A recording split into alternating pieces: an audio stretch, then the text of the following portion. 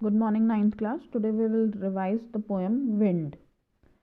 Wind poem is written by the poet Subramanya Bharti, and in this poem the poet requests the wind to slow down its speed.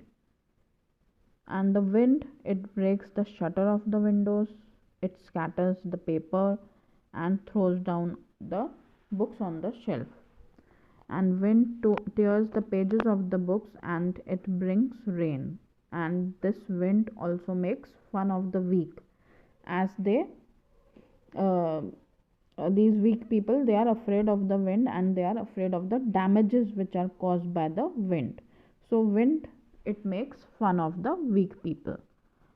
So the poet suggests the people that they should build strong houses, and if they can face the wind, then only they can face anything in the world.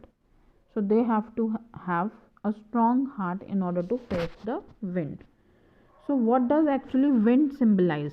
Wind is a symbol of problems and obstacles in our life. We cannot tell these problems and obstacles not to come in our life, but we have to face these problems and challenges with courage and determination. So the poet is advising us to be strong in mind and body, because we cannot uh, request the wind to slow down the speed, or we cannot tell the problems and obstacle to come later on or not to come in our life.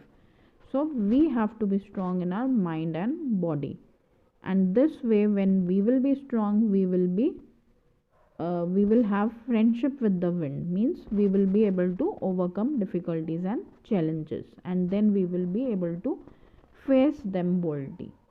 So this is the main message of the poem, that you have to be strong in your mind and body in order to encounter them boldly, encounter all the obstacles boldly.